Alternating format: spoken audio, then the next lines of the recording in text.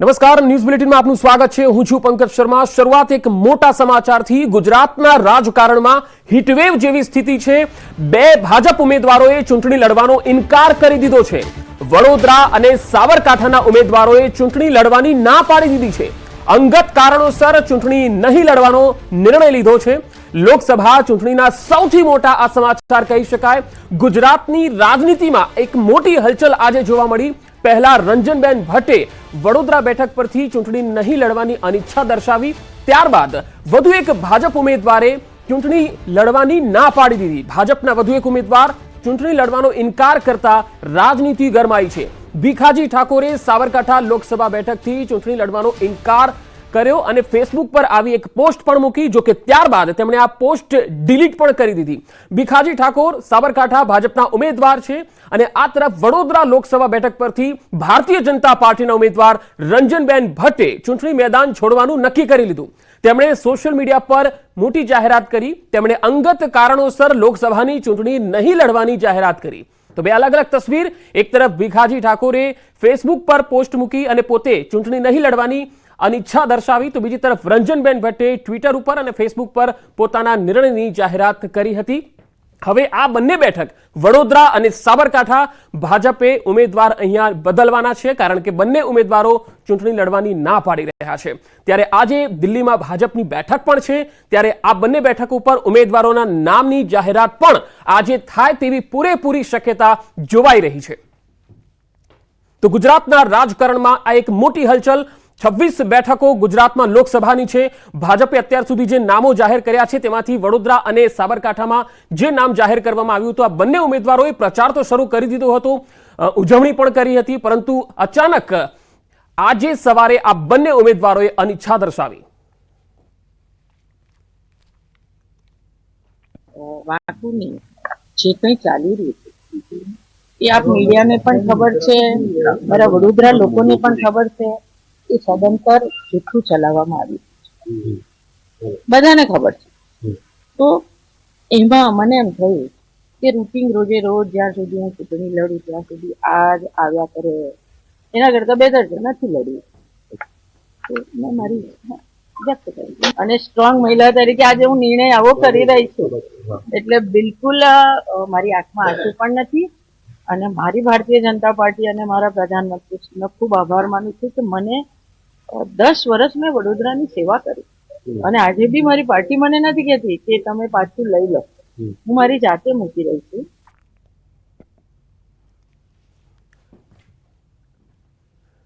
તો રંજનબેન ભટ્ટે કહ્યું કે પાર્ટીએ નથી કીધું, આ તેમણે પોતે નિર્ણય કર્યો અને અંગત કારણનો હવાલો આપી અને બદનામીથી બચવા માટે તેમણે હવે ચૂંટણી લડવાનો ઇનકાર કરી દીધો છે। ગુજરાતના રાજકારણમાં આ હીટવેવ જેવી સ્થિતિ કહી શકાય। બીજી એક તસવીર ભીખાજી ઠાકોરની પણ આવી જ જોવા મળી આજે, કારણ કે તેમણે ફેસબુકના માધ્યમથી ચૂંટણી લડવાની અસમર્થતા વ્યક્ત કરી। આજે તસવીર અમે આપને બતાવી રહ્યા છે એ જ્યારે રંજનબેન ભટ્ટ વડોદરાથી નામ જાહેર કરાયું હતું ત્યારે જે કાર્યકર્તાઓમાં ખુશીનો માહોલ હતો, તેઓમાં પણ ખુશીનો માહોલ હતો। સૌ કોઈ વ્યક્તિઓ તેમને અભિનંદન આપવા માટે ત્યાં પહોંચ્યા હતા, પરંતુ ત્યારબાદ તમે જોયું હશે કે વડોદરામાં જ્યોતિબેન પંડ્યા જે રીતે બહાર આવ્યા, ત્યાર પછી આજે તેમણે અનિચ્છા દર્શાવી। રંજનબેનના નિર્ણય પર જ્યોતિબેન પંડ્યાનું નિવેદન આવ્યું છે। This is game of politics। જ્યોતિબેને કહ્યું છે, આપણે ઈચ્છીએ છીએ વડોદરાનો વિકાસ થાય।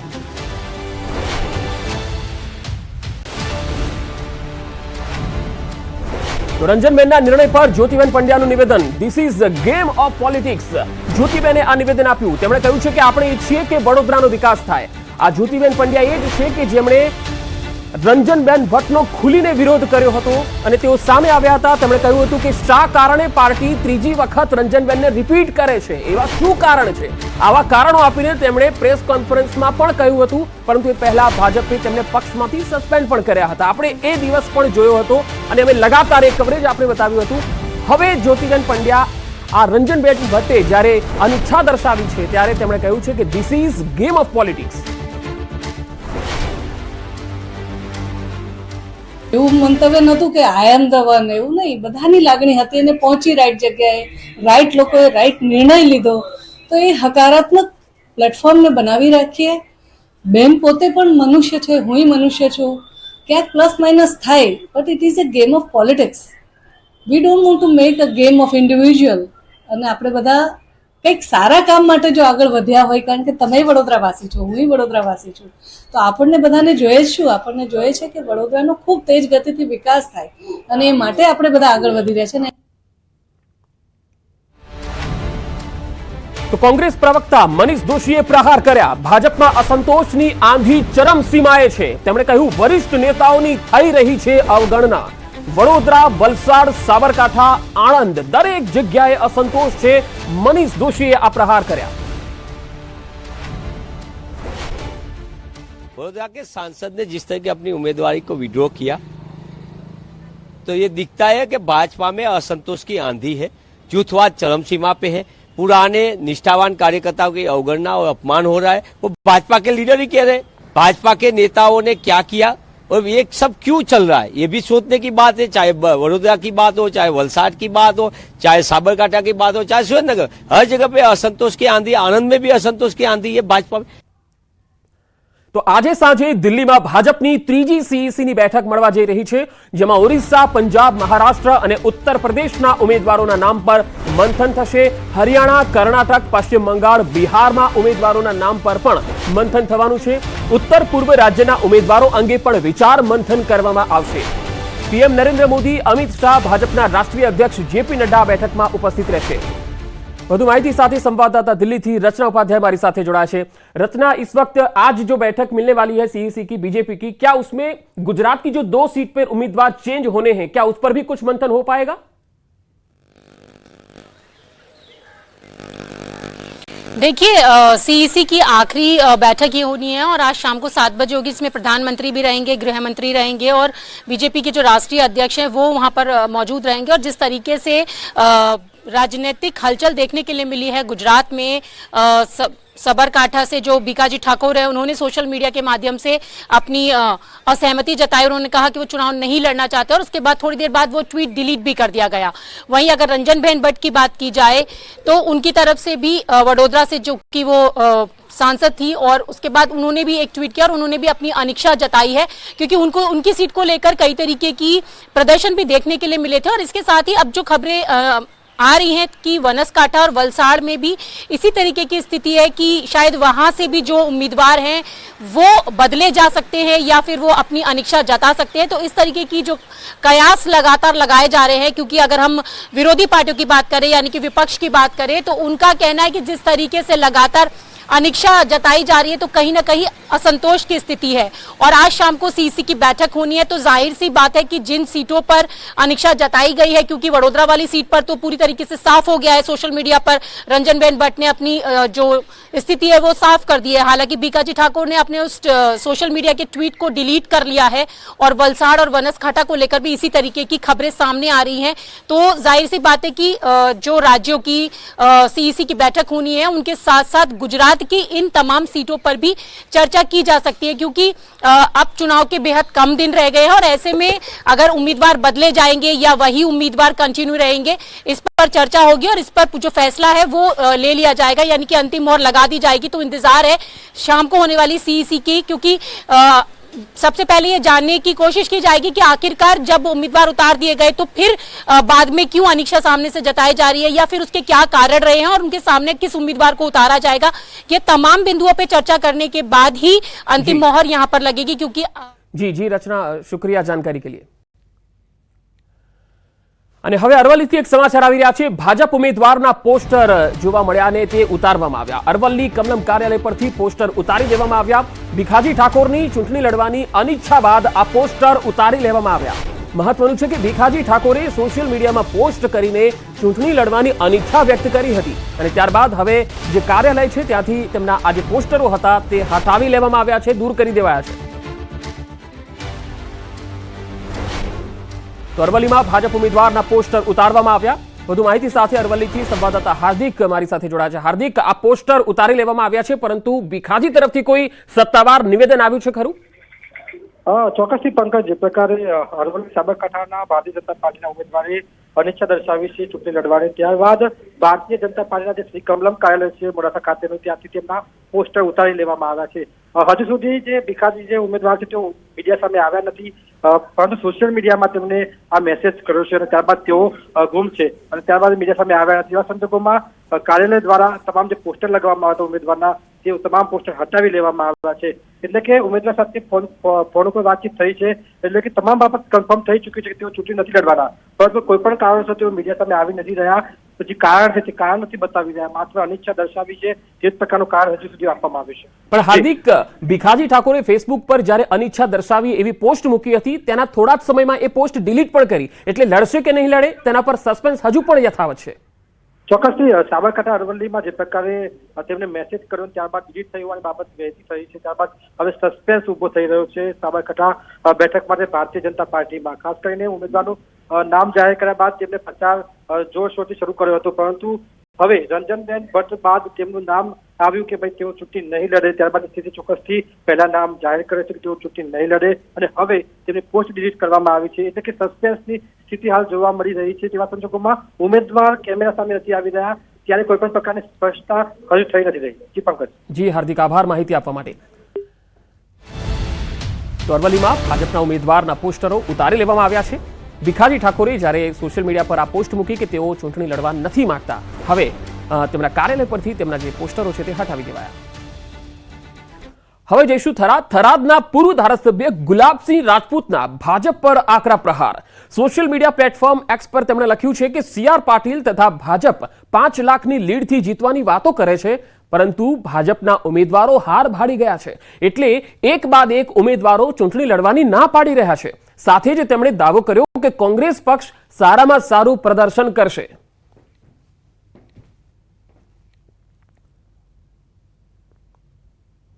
આ તરફ ભરૂચમાં મનસુખ વસાવાના આમ આદમી પાર્ટી પર ગંભીર આરોપ. આપ નેતાઓ નાણાંની ઉઘરાણી કરે છે તેવું મનસુખ વસાવાએ કહ્યું. ડરાવી ધમકાવીને ઉઘરાણી કરતા હોવાનો તેમણે આક્ષેપ કર્યો છે. અધિકારીને ધારાસભ્યનું નામ લઈ 2.5 લાખની માગણી કરી. બધા જ વિભાગના અધિકારીઓ પાસે નાણાંની માગણી કરતા અધિકારીઓ અને કોન્ટ્રાક્ટરો પાસે ફંડની માગણી કરાઈ રહી છે. મનસુખ વસાવાના આ સંગીન આરોપ છે. રાજકીય આગેવાનો રૂપિયાની માગણી કરી રહ્યા છે. વધુમાં મનસુખ વસાવાનું કહેવું છે કે ઉઘરાણીની સીધી અસર વિકાસના કામો પર પડશે, તેથી મારી તાલુકા અને જિલ્લાના અધિકારીઓને નમ્ર અપીલ છે કે તમે આવા ભ્રષ્ટ તત્વોને આવી ખોટી ટેવ પાડશો નહીં. કામમાં ગુણવત્તા જાળવો. આવા તત્વોથી તમારે ડરવાની કોઈ જરૂર નથી. અમે તમારી પડખે રહીશું, મનસુખ વસાવાએ આ બાબત ટ્વીટ કરીને જણાવી.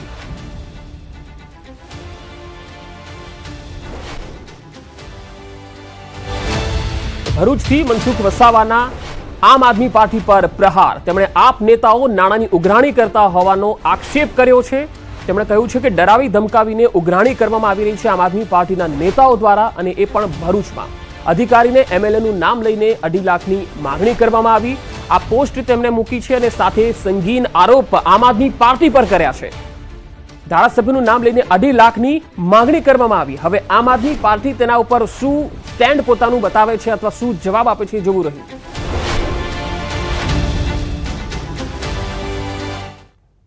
આણંદમાં ત્રિકોણીયા જંગના એંધાણ. આણંદ લોકસભા બેઠકને લઈ સૌથી મોટા સમાચાર. એનસીપીમાંથી ચૂંટણી લડશે જયંત બોસ્કી. મહત્વની બાબત એ છે કે એનસીપી અને કોંગ્રેસ વચ્ચે ઇન્ડી ગઠબંધન હોવા છતાં ચૂંટણી લડવાની તેમણે જાહેરાત કરી દીધી. જયંત પટેલ અગાઉ સારસા અને ઉમરેઠ બેઠકના ધારાસભ્ય રહી ચૂક્યા છે. જયંત પટેલ ઉર્ફે બોસ્કીએ પોતાના સોશિયલ મીડિયા ફેસબુકમાં આ પોસ્ટ મૂકીને જાહેરાત કરી. તેમણે લખ્યું છે કે મિત્રો સાથે દગો કેવી રીતે કરવો એ અમને નથી આવડતું, એટલે અમે એકલા હાથે લડીશું. જયંત પટેલ ઉમેદવારી કરે તો કોંગ્રેસના ઉમેદવાર અમિત ચાવડાની વધી શકે છે મુશ્કેલી. આણંદ બેઠક પર લોકસભા ચૂંટણીનો આવનારો જંગ રસપ્રદ બને તેવી શક્યતા દેખાઈ રહી છે.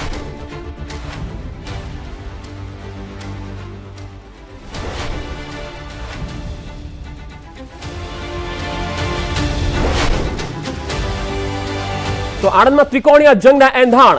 એક તરફ ભાજપના ઉમેદવાર અહીંયા મિતેશ પટેલ છે, તો અહીંયા કોંગ્રેસના અમિત ચાવડાને મેદાનમાં ઉતારાયા છે. ત્યારે હવે એનસીપીના જયંત બોસ્કી પણ ચૂંટણી મેદાનમાં ઝંપલાવવાના છે. આણંદ લોકસભાથી તેઓ ઝંપલાવશે તેવી તેમણે પોસ્ટ ફેસબુક પર મૂકી છે અને તેમણે કહ્યું છે કે એનસીપી તરફથી જયંત બોસ્કી હવે મેદાનમાં આવી રહ્યા છે. એટલે કે આણંદ લોકસભા સીટ પર ત્રિપાંખીયો જંગ જોવા મળશે. જયંત બોસ્કી એ આણંદમાં ખાસ તો સારસા વિધાનસભા સીટ જ્યારે હતી ત્યારે તેઓ ધારાસભ્ય તરીકે ત્યાંથી ચૂંટાઈ આવ્યા હતા. ત્યારબાદ તેઓ ઉમરેઠ પર ધારાસભ્ય તરીકે ચૂંટાયા હતા. વડોદરા બેઠકને લઈને એક મોટા સમાચાર આવી રહ્યા છે. વડોદરા બેઠક પર ગાર્ગીબેન દવે દાવેદાર, રંજનબેન ભટ્ટે ચૂંટણી લડવાની અનિચ્છા દર્શાવતા હવે નવા ઉમેદવાર જાહેર થશે. વડોદરા બેઠક પર ગાર્ગીબેન દવે દાવેદાર મનાઈ રહ્યા છે. સૂત્ર તરફથી આ સમાચાર આવી રહ્યા છે. વડોદરા બેઠકને લઈને એક મોટા સમાચાર. ફોનલાઈન પર હાર્દિક દીક્ષિત વડોદરાથી જોડાયા છે. હાર્દિક, ગાર્ગીબેનને લઈને શું વધુ અપડેટ? બિલકુલથી પંકજ, જો સમગ્ર મામલે વાત કરીએ તો રંજનબેન ભટ્ટને ત્રીજી વાર રિપીટ કર્યા. જે ભાજપમાં આંતરિક નારાજગી છે તે થતી છે. આખરે રંજનબેને ચૂંટણી નહીં લડવાની જાહેરાત કરી દીધી છે. ત્યારે સૌથી મોટો સવાલ જે છે તે ઉભો થતો હતો કે હવે નેક્સ્ટ કોણ, હુ ઇઝ નેક્સ્ટ, એટલે કે વડોદરા શહેરમાંથી લોકસભા ચૂંટણીમાંથી ઉમેદવાર હવે કોણ ઉભો રહે છે. ત્યારે આજે સૂત્રોના હવાલેથી જે છે ખૂબ જ મહત્વપૂર્ણ અને મોટા સમાચાર મળી રહ્યા છે. આ ગાર્ગીબેન દવે જે છે તે ભારતીય જનતા પાર્ટીના ખૂબ જ જૂના અને સંનિષ્ઠ કાર્યકર્તા છે. ગાર્ગીબેનની વાત કરવામાં આવે તો તેઓ સંગઠન સાથે સતત સંકળાયેલા હોય છે અને તેઓ પૂર્વ કોર્પોરેટર પણ રહી ચૂક્યા છે. એટલે ટૂંકમાં કહીએ તો વડોદરા શહેરની ભૌગોલિક પરિસ્થિતિ અને રાજકીય પરિસ્થિતિ છે તેનાથી ગાર્ગીબેન દવે જે છે તે સંપૂર્ણપણે માહિતગાર છે. અને ભારતીય જનતા પાર્ટીની વાત કરીએ તો ભારતીય જનતા પાર્ટીમાં એવું કહેવાય છે કે પાર્ટી જે નક્કી કરતું હોય છે તે જ જે કાર્યકરો છે તેઓને શિરોમાન્ય હોય છે. ત્યારે સૂત્રોના હવાલેથી માહિતી મળી રહી છે કે હવે રંજનબેન ભટ્ટ પછી જો કોઈ પ્રબળ અને મજબૂત દાવેદાર હોય તો તે ગાર્ગીબેન દવે છે. અને જો ગાર્ગીબેન દવેના નામની જાહેરાત થાય તો ગાર્ગીબેન દવે જે છે તે કોઈ પણ જગ્યાએ તેમનો વિવાદ નથી કે અગાઉ કોઈ પણ કારણોસર તેઓ નેગેટિવ રીતે ચર્ચામાં આવ્યા નથી. એટલે ગાર્ગીબેન દવેને ભારતીય જનતા પાર્ટી દ્વારા મેદાનમાં ઉતારવા આવે તો નવાઈ નહીં. બીજી પંકજ, મેં વાત કરીએ તો અગાઉ મેં કીધું તે પ્રમાણે કે રહી વાત કોંગ્રેસની, તો કોંગ્રેસ પાસે એવો કોઈ મજબૂત ચહેરો જ નથી વડોદરા શહેરમાં કે જે ભારતીય જનતા પાર્ટીના કોઈ ઉમેદવાર સામે ચૂંટણી લડે અને જીતીને બતાવે. ત્યારે જો ગાર્ગીબેન દવેને ભારતીય જનતા પાર્ટી દ્વારા મેદાનમાં ઉતારવામાં આવે છે તો ભારતીય જનતા પાર્ટીના જે તમામ કાર્યકર્તાઓ છે તેઓ મહેનત કરીને ગાર્ગીબેન જે દવે છે તેમને જંગી મતોથી જીતાડશે તેવા પ્રયત્નો કરશે. એટલે આજે નહીં તો કાલે ટૂંક સમયમાં ભારતીય જનતા પાર્ટી દ્વારા આજે વડોદરા શહેર બેઠક કે જ્યાં ઉમેદવારની જગ્યા ખાલી પડી છે ત્યાં ગાર્ગીબેન દવેના નામની જાહેરાત કરવામાં આવે તો નવાઈ નહીં. પંકજ, હાર્દિક, ગાર્ગીબેન દવે જે રેસમાં સૌથી આગળ ચાલી રહ્યા છે, બીજા કયા નામો છે કે જે ચર્ચાઈ રહ્યા છે વડોદરામાં? બિલકુલથી પંકજ, વડોદરા શહેરની જો રાજકીય પરિસ્થિતિની વાત કરીએ તો છેલ્લા 2 દાયકાથી વડોદરા શહેરમાં એક તરફી પવન ફૂંકાતો આવ્યો છે અને ભારતીય જનતા પાર્ટીના કોઈ પણ ઉમેદવાર હોય તેઓ જંગી બહુમતીથી જીતતા આવ્યા છે. ત્યારે અત્યારે હાલ પૂરતું તો અન્ય કોઈ નામની ચર્ચા તો નથી ચાલતી, પરંતુ એક વાત ચોક્કસ છે કે ગાર્ગીબેન દવેનું નામ જ્યારે સૂત્રોના હવાલેથી સામે આવ્યું છે તો ગાર્ગીબેન જે છે લગભગ હોઈ શકે. બીજી વાત કરીએ તો ભારતીય જનતા પાર્ટીમાં વડોદરા શહેરમાં આંતરિક કકડાટની વાત ચાલતી હતી. ત્યારે જે ભારતીય જનતા પાર્ટીમાં અંદર એવો ગણગડાટ ચાલતો હતો કે આંતરિક કકડાટને કારણે આયાતી ઉમેદવાર એટલે કે બહારથી કોઈ ઉમેદવાર જે છે તેમને વડોદરામાં લાવવામાં આવી શકે છે. અગાઉ દીપિકા ચીખલિયાનું નામ પણ ચાલતું હતું, કારણ કે દીપિકા ચીખલિયા જે છે ભૂતકાળમાં વડોદરા શહેરમાંથી લોકસભા ચૂંટણી લડી ચૂક્યા છે અને સાંસદ તરીકે 5 વર્ષ જે છે તેઓ વડોદરા શહેરના વિકાસમાં સહભાગી બની ચૂક્યા છે.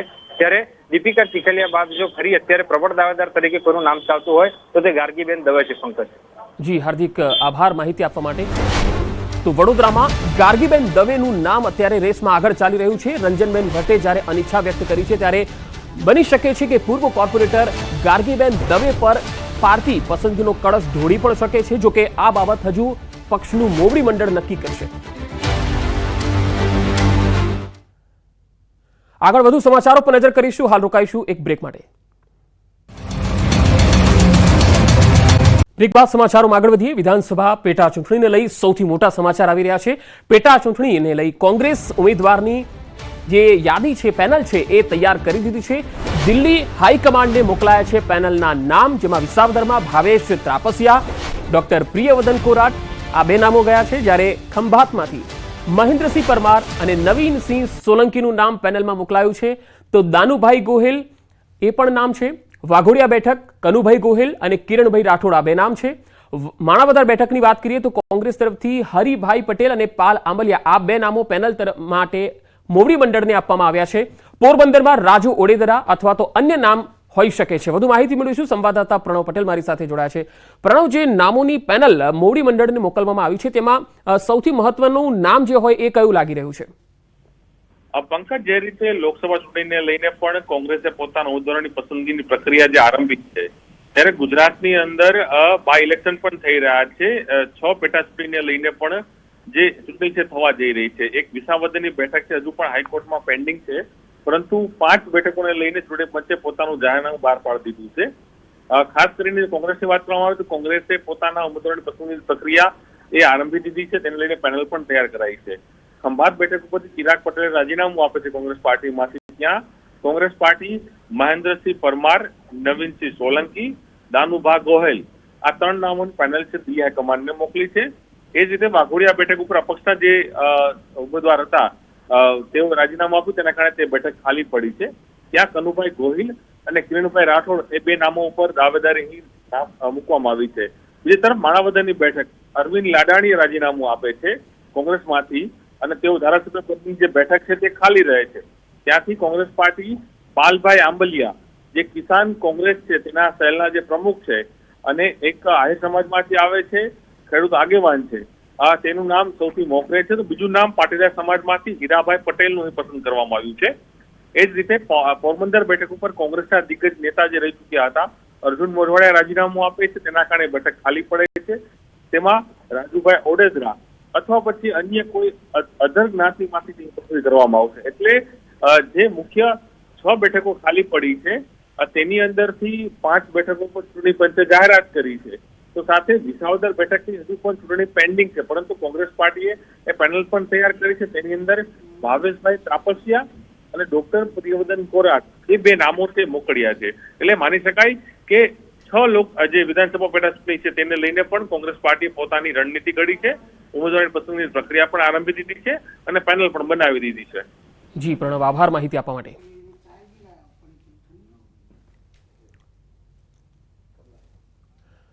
અમરેલીમાં સિન્ટેક્સ કંપનીના સિક્યુરિટી ઉપર સિંહનો હિંસક હુમલો. જાફરાબાદના લુણસાપુર ગામની સિન્ટેક્સ કંપનીમાં સિક્યુરિટી પર સિંહે હુમલો કર્યો હતો.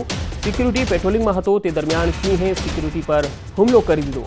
આ સિક્યુરિટી કર્મચારી પર હુમલાની ઘટનામાં વન વિભાગ દ્વારા તપાસ ચાલી રહી છે. દીપડાના સતત આંટાફેરાથી લોકોમાં પણ ભયનો માહોલ વ્યાપી ગયો છે.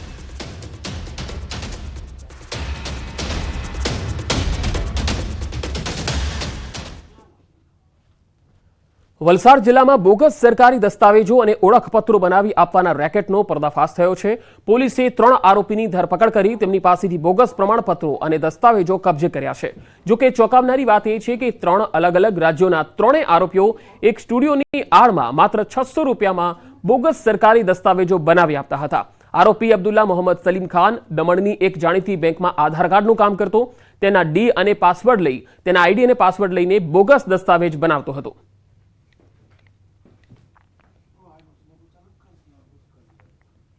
આ લોકોએ છેલ્લા 3 વર્ષથી આખું ષડયંત્ર ચાલુ કર્યું છે. મોહમ્મદ સમીમ ખાન કેનેરા બેંકમાં નોકરી કરે છે, એટલે કેનેરા બેંકના ઓથોરાઇઝ આધાર કાર્ડ અપડેશન માટેના યુઝરનેમ પાસવર્ડ એની પાસે છે અને કેનેરા બેંક ખાતે એકવાર લોગિન પાસવર્ડ થઈ ગયા પછી લોકેશન વેરીફાઈ થયા પછી એ જે લેપટોપમાં યુઝરનેમ પાસવર્ડ એડ કરેલા છે એ લેપટોપ અહીંયા લઈ આવતો હતો શ્રીરામ સ્ટુડિયોમાં અને જે 18 વર્ષથી નીચેના બાળકો છે એના નવા આધાર કાર્ડ બનાવવા માટે એ અહીંયા શ્રીરામ સ્ટુડિયોમાં બનાવી આપતા હતા 600 રૂપિયામાં. અને હવે બુલેટિનના અંતમાં ટોપ 3 હેડલાઇન્સ પર નજર. આપ નેતાઓ નાણાંની ઉઘરાણી કરતા હોવાનો મનસુખ વસાવાના આક્ષેપ. ડરાવી ધમકાવી ઉઘરાણી કરતા હોવાનો લગાવ્યો આરોપ. ન્યૂઝ 18 પર ટેલિફોનિક વાતચીતમાં મિતેશ પટેલનો દાવો. કહ્યું ઉમેદવાર બદલવાની વાત અફવા, મને દિલ્હીનું તેડું નથી આવ્યું. દિલ્હીમાં આજે ભાજપની 3જી CECની બેઠક. 8 રાજ્યોના ઉમેદવારોના નામો પર મંથન. પીએમ મોદી, અમિત શાહ અને નડ્ડા રહેશે હાજર.